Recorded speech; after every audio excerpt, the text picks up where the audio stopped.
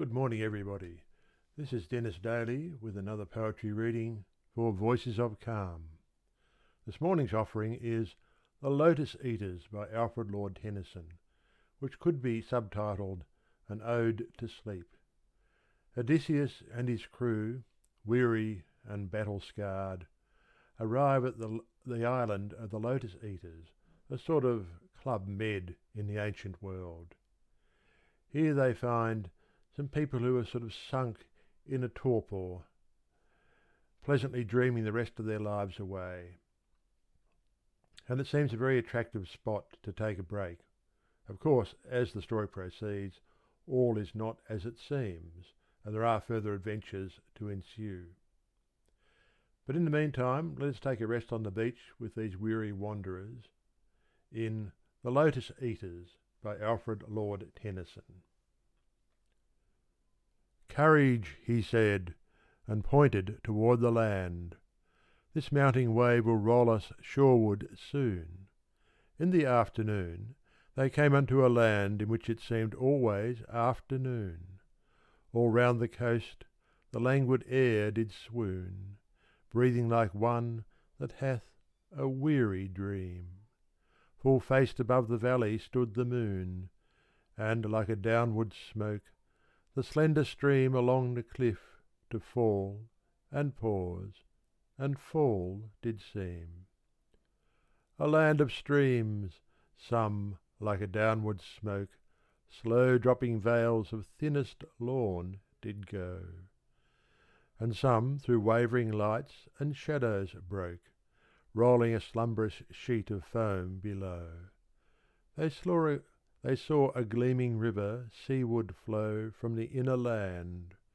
Far off, three mountain tops, three silent pinnacles of aged snow, stood sunset flushed, and, dewed with showery drops, upclomb the shadowy pine above the woven copse.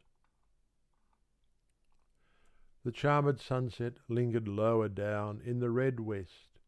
Through mountain clefts the dale was seen far inland, and the yellow down, bordered with palm, and many a winding vale and meadow, set with slender galingale.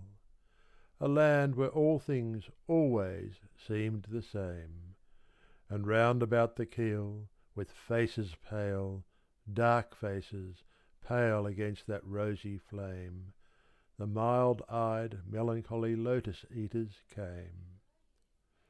Branches they bore of that enchanted stem, laden with flower and fruit, whereof they gave to each, but whoso did receive of them and taste, to him the gushing of the wave, far, far away, did seem to mourn and rave on alien shores, and if his fellows spake, his voice was thin, as voices from the grave. And deep asleep he seemed, yet all awake, and music in his ears his beating heart did make. They sat them down upon the yellow sand, between the sun and moon, upon the shore, and sweet it was to dream of fatherland, of child and wife and slave, but evermore most weary seemed the sea, weary the oar, weary the wandering fields of barren foam. Then someone said, "We will return no more." And all at once they sang, "Our island home is far beyond the wave. We will no longer roam." Choric Song 1. There is sweet music here that softer falls than petals from blown roses on the grass, or night dews on still waters between walls of shadowy granite in a gleaming pass. Music that gentlier on the spirit lies than tired eyelids upon tired eyes. Music that brings sweet sleep down from the blissful skies. Here are cool mosses deep, and through the moss the ivies creep, and in the stream the long-leaved flowers weep, and from the craggy ledge the poppy hangs in sleep. 2. Why are we weighed upon with heaviness, and utterly consumed with sharp distress, while all things else have rest from weariness? All things have rest. Why should we toil alone, we only toil, who are the first of things, and make perpetual moan, still from one sorrow to another thrown? Nor ever fold our wings, and cease from wanderings, nor steep our brows in slumber's holy balm, nor hearken what the inner spirit sings. There is no joy but calm. Why should we only toil, the roof and crown of things? 3. Lo, in the middle of the wood, the folded leaf is wooed from out the bud, with winds upon the branch, and there grows green and broad, and takes no care, sun steeped at noon, and in the moon nightly dew fed, and turning yellow falls and floats adown the air. Lo, sweetened with the summer light, the full-juiced apple, waxing over mellow, drops in the silent autumn night. All its allotted length of days, the flower ripens in its place, ripens and fades and falls, and hath no toil, fast rooted in the fruitful soil.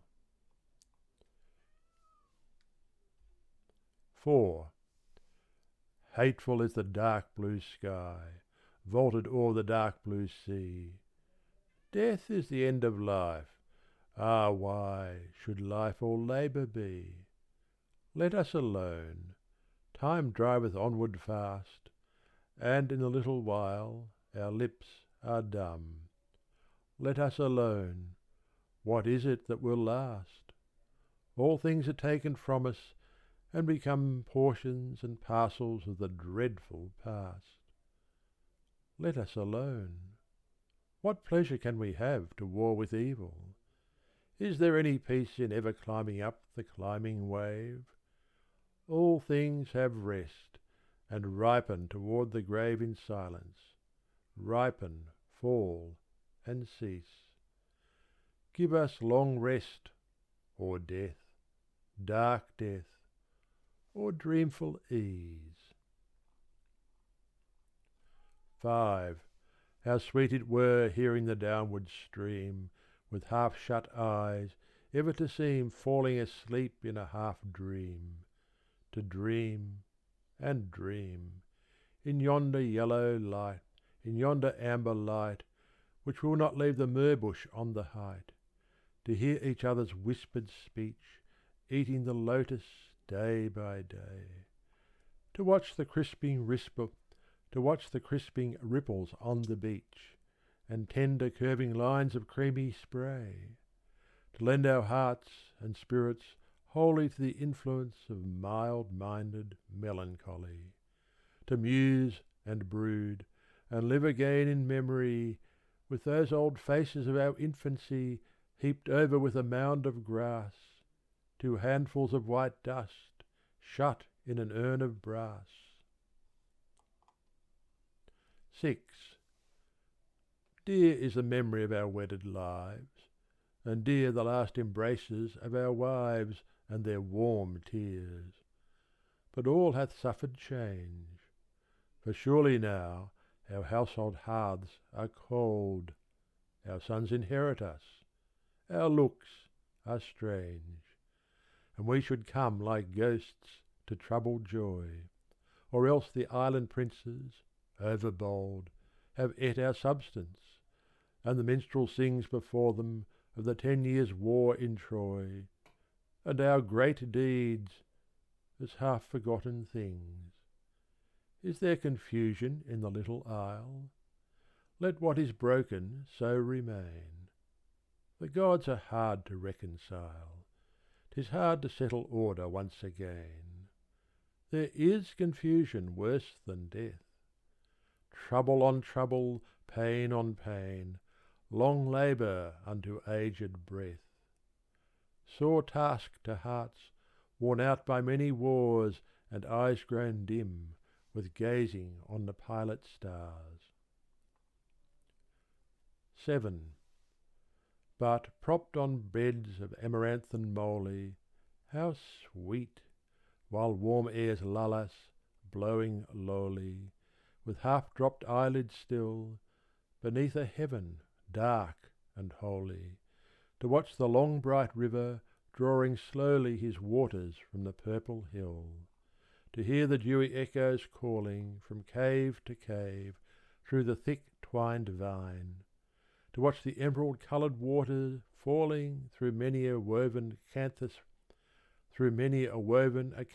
wreath divine, only to hear and hear, only to hear and see the far-off sparkling brine, only to hear was sweet, stretched out beneath the pine. 8. The lotus blooms below the barren peak. The lotus blows by every winding creek. All day the wind breathes low with a mellower tone, through every hollow cave and alley lone, round and round the spicy downs, the yellow lotus dust is blown. We have had enough of action and of motion, we, rolled to starboard, rolled to larboard, when the surge was seething free, where the wallowing monster spouted his foam fountains in the sea. Let us swear an oath, and keep it with an equal mind, in the hollow lotus land to live and lie reclined on the hills, like gods together, careless of mankind. For they lie beside their nectar, in their bolts, and the bolts are hurled far below them in the valleys, and the clouds are lightly curled round their golden houses, girdled with the gleaming world, where they smile in secret, looking over wasted lands, blight and famine, plague and earthquake, roaring deeps and fiery sands, clanging fights and flaming towns and sinking ships and praying hands. But they smile, they find a music scented in a doleful song steaming up, a lamentation and an ancient tale of wrong. Like a tale of little meaning, though the words are strong, chanted from an ill-used race of men that cleave the soil, sow the seed, and reap the harvest with enduring toil, storing yearly little dews of wheat and wine and oil, till they perish and they suffer. Some, 'tis whispered, down in hell suffer endless anguish, other in Elysian valleys dwell, resting weary limbs at last on beds of asphodel. Surely, surely slumber is more sweet than toil, the shore than labour in the deep mid-ocean, wind and wave and oar. O rest ye, brother mariners, we will not wander more. Thank you for listening. I hope you enjoyed that. Take care and look after yourselves. Bye for now.